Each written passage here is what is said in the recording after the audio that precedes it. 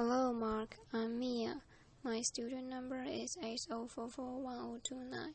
I'm freshman, and the title of speech is Pamela Meyer, How to Spot the Liar. Okay, now I don't want to alarm anybody in this room, but it's just come to my attention that the person to your right is a liar. Laughter. Also, the person to your left is a liar. Also, the person sitting in your every seat is a liar. We're all liars.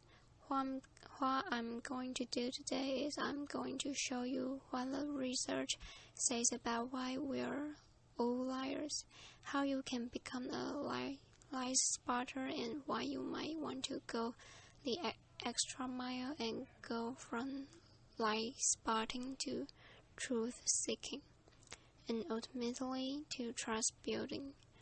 Now, speaking of trust, ever since I wrote this book, Lie Spotting, no one wants to meet me in person anymore. No, they say. It's okay, we'll email you. Laughter.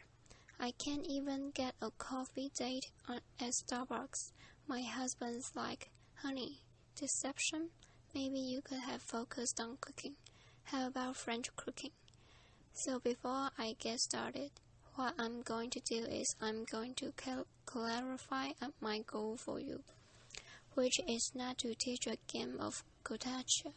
Lie spotters aren't those nitpicky kids, those kids in the back of room that are shouting, gotcha, gotcha. Your eyebrow twitched, you flared your nostril. I watched that TV show. Lie to me. I know you're lying. No, lie spotters are armed with scientific knowledge of how to spot deception. They use it to get to the truth, and they do what major leaders do every day. They have difficult conversations with difficult people, sometimes during very difficult times, and they start up that path by accepting a core proposition, and that proposition is the following. Lying is a cooperative act. Think about it. A lie has no power whatsoever by its mere utterance. Its power emerges when someone else agrees to believe the lie. So I know it makes you like tough love. But look, if some point you got lied to, it's because you agreed to get lied to. Truth number one about lying. Lying is a cooperative act. Now, not all lies are harmful. Sometimes we're willing participants in deception for the sake of social dignity. Maybe to keep a secret that should be kept secret. We say, nice song. Honey, you don't look fat in that. No. Or we say, favorite of the degree. You know, I just fished that email out of my spam folder. So sorry. But there are times when we are unwilling participants in deception, and that can have dramatic costs for us. Last year sold $997 billion in corporate fraud alone in the United States. That's an eyelash under $1 trillion. That's 7% of revenues. Deception can cost billions. Think Enron, Madoff, the mortgage crisis, or in the case of double agent and traitors like Robert Hansen or Aldrich Ames. Lies can betray our country. They can compromise our security. They can undermine democracy. They can cause the death of those that defend us. Deception is actually serious business. Let's comment. Henry Oberlander, he was such an effective comment. British authorities said he could have undermined the entire banking system of the Western world, and you can't find this guy on Google. You can't find him anywhere. He was interviewed once, and he said the following. He said, "Look, I've got one rule," and this was Henry's rule. He said, "Look, everyone is willing to give you something. They're ready to give you something for whatever it is they're hungry for." And that's the crux of it. If you don't want to be deceived, you have to know what is it that you're hungry for. And we all kind of hate to admit it. We wish we were better husbands, better wives, smarter, more powerful, taller, richer. The list goes on. Lying is an attempt to bridge that gap, to connect our wishes and our fantasies about who we wish we were, how we wish we could be, with what we're really like.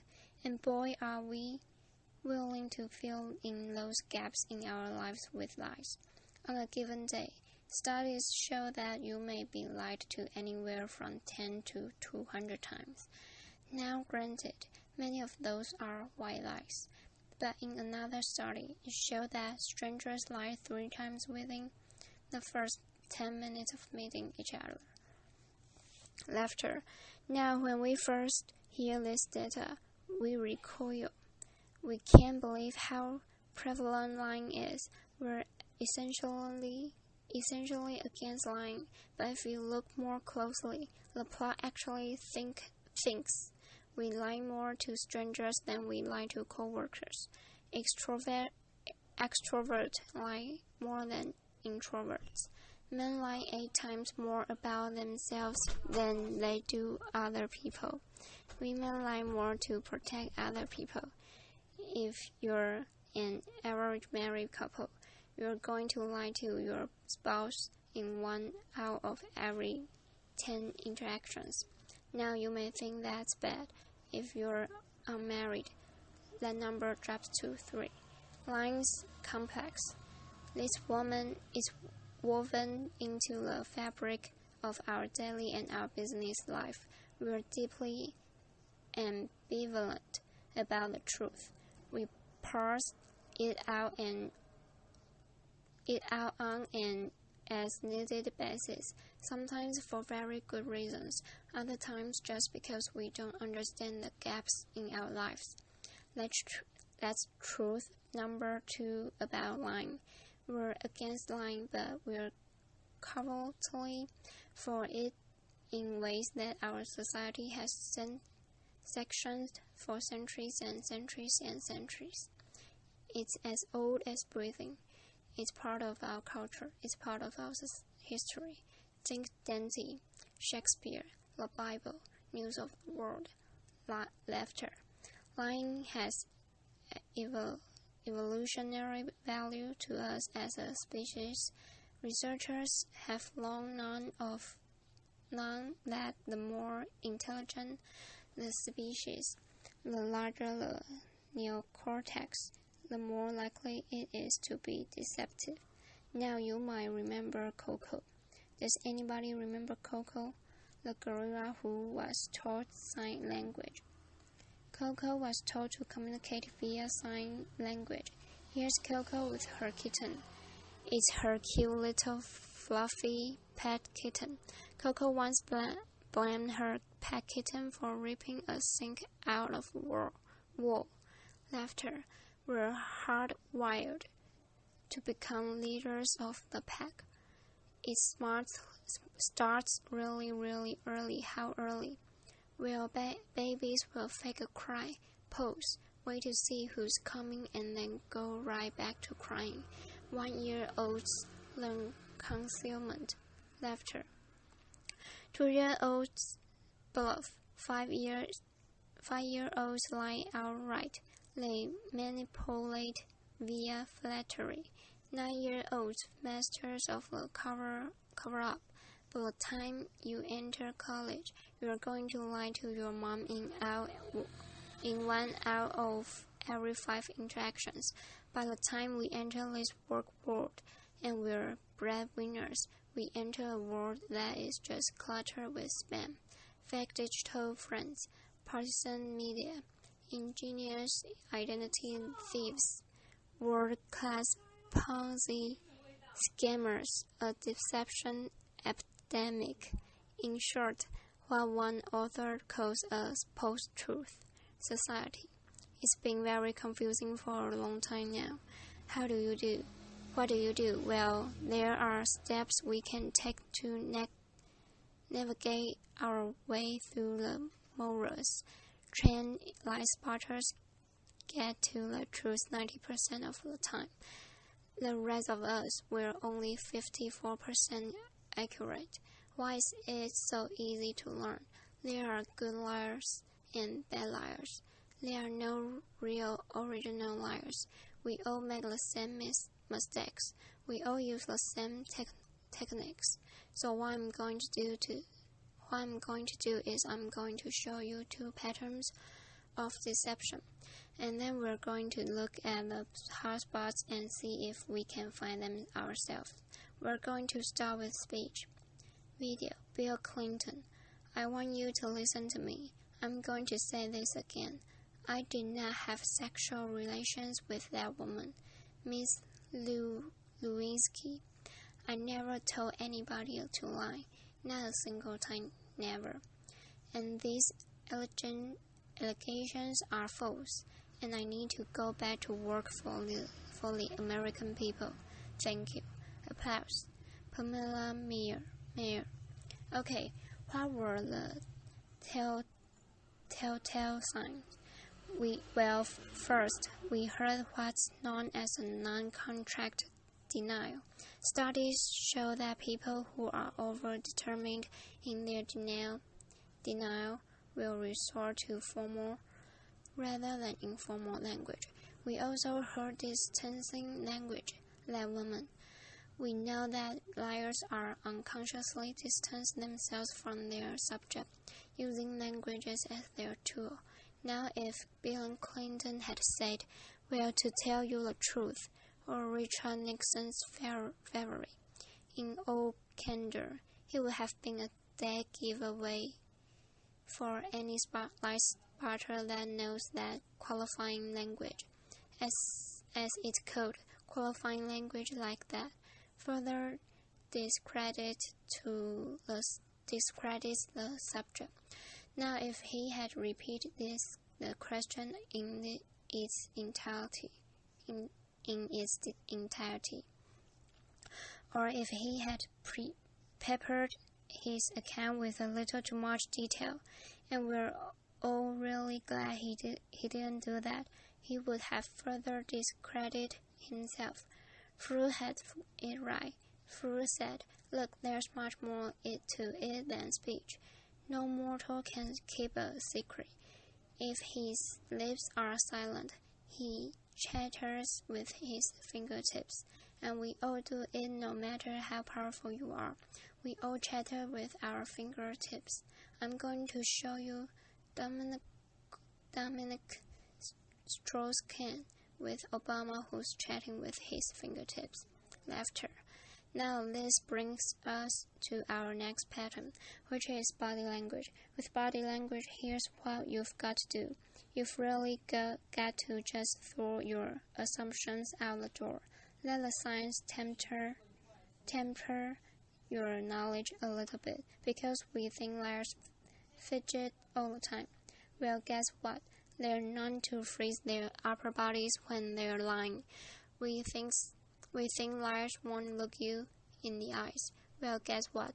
They look you in the eyes a little too much just to compensate for that myth. We think warmth and smiles convey honest sincerity, but a trained lie spotter can spot a fake smile a mile away. Can you all spot the fake smile here? You can consciously contract the muscles in your cheeks, but the real smile's in the eyes, the crow's feet of the eyes. They cannot be consciously contracted especially if you overdid the buttocks.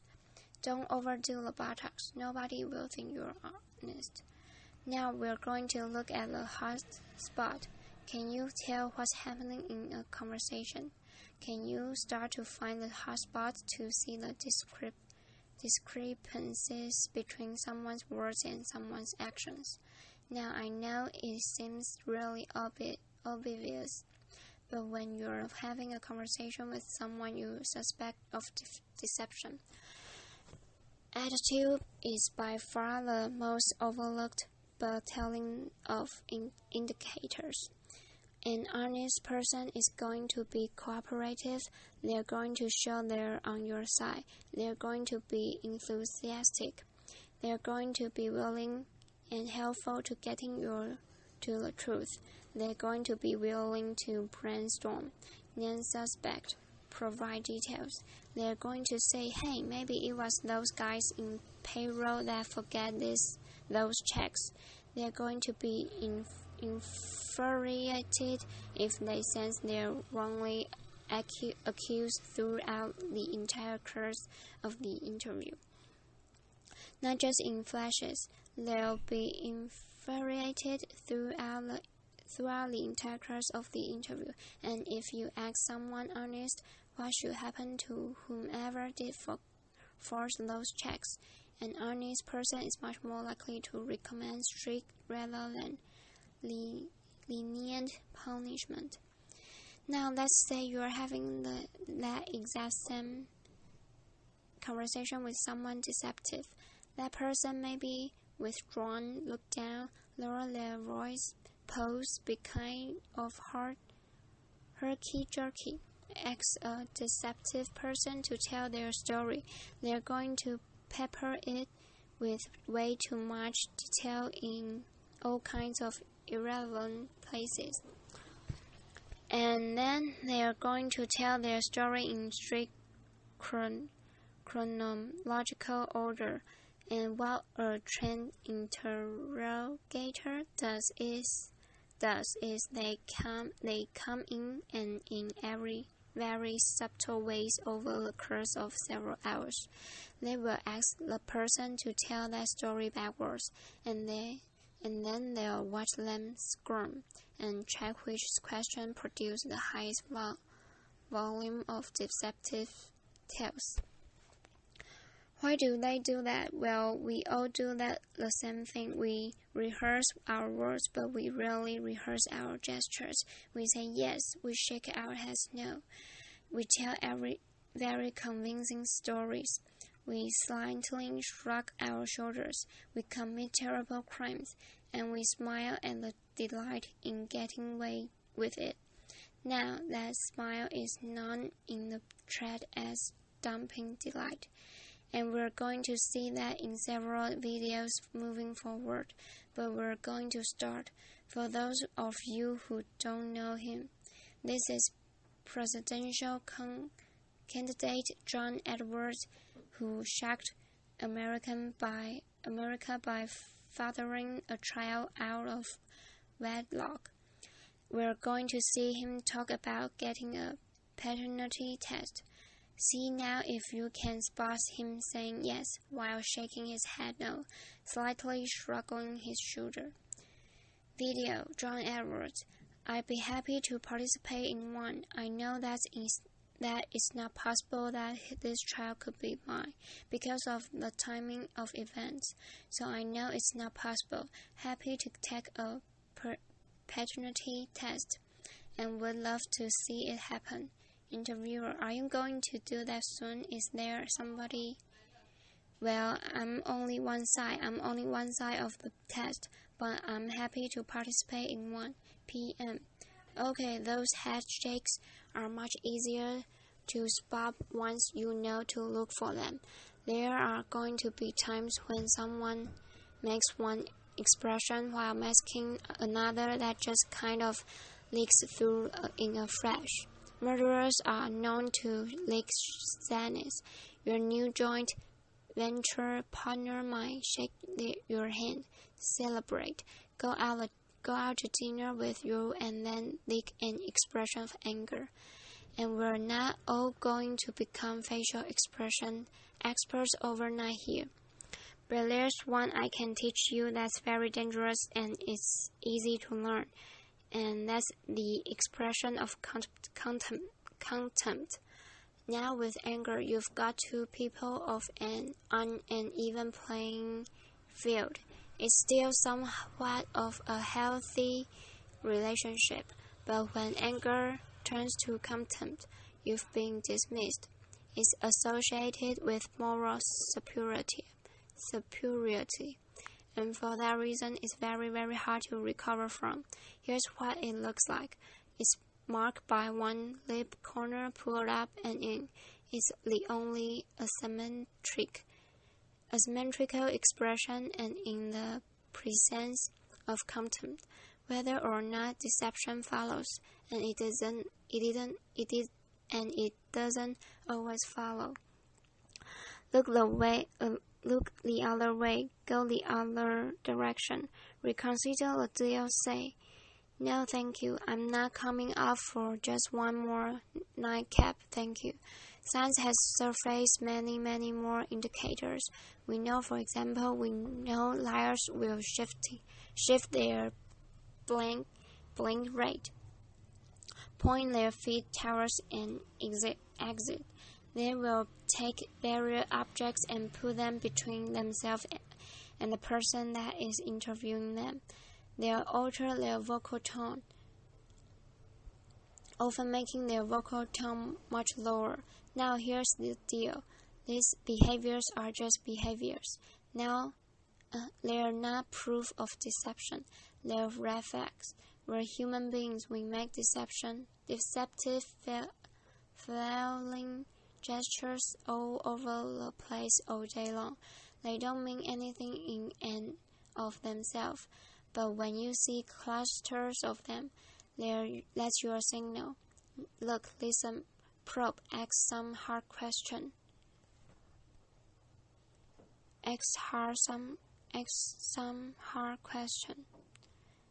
Get out of that very comfortable mode of knowing. Walk into curiosity mode.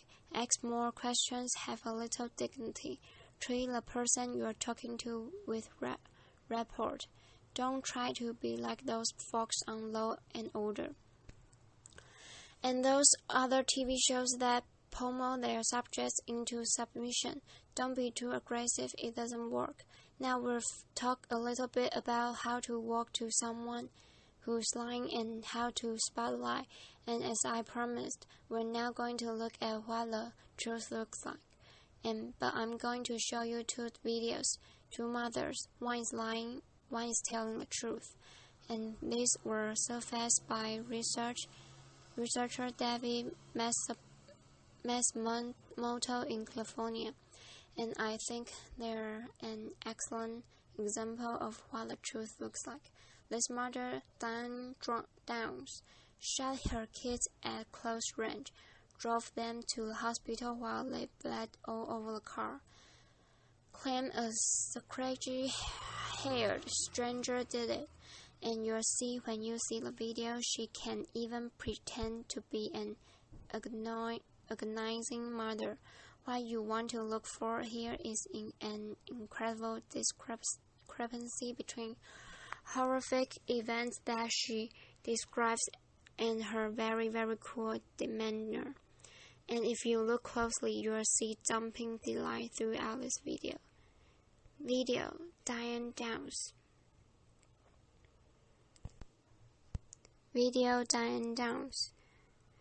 At night, when I close my eyes, I can see Christy reaching her hand out to me while I'm driving, and the blood just kept coming out of her mouth, and that maybe it'll fade too with time, but I don't think so. That bothers me the most. PM, now I'm going to show a video of an actual grieving mother, Erin Runyon, confronting her daughter's murderer and torturer in court. Here you're going to see no false emotion, just the authentic expression of mother's agony. Video, Erin Runyon. I wrote this statement on the 3rd anniversary of the night you took my baby, and you hurt her, and you crushed her. You terrified her until her heart stopped, and she fought. And I know she fought you, but I know she looked at you with those amazing brown eyes, and you still wanted to kill her. And I don't understand it, and I never will. PM. Okay, there's no doubting the veracity of those emotions. Now the technology around what the truth looks like is progressing on. The science of it. We know, for example, that we now have specialized eyes trackers and infrared brain scans, and MRIs that can decode the signal that our bodies send out when we're trying to be deceptive. And these technologies are going to be marked to all of us as panaceas for deceit, and they will prove incredibly useful someday. But you've got to ask yourself in the meantime, who do you want on your side of the meeting? Someone who's trained in getting to the truth, or some guy who's going to drag a 400-pound electroencephalogram through the door? Lie spotters rely on human tools. They know, as someone once said, characters who you are in the dark. And what's kind of interesting is that today we have so little darkness. Our world is lit up 24 hours a day. It's transparent with blogs and social networks broadcasting the birth of a whole new generation of people that have made a choice to live their lives in public. It's a much more noisy world. So one challenge we have is to remember oversharing. That's not honest. Our manic tweeting and texting can blind us to the fact that the subtleties of human decency, character, integrity. That's still what matters. That's always what's going to matter. So in this much noisy world, it might make sense for us to be just a little bit more explicit about our moral code. When you combine the science of recognizing deception with the art of listening, you expand yourself from collaborating in a lie.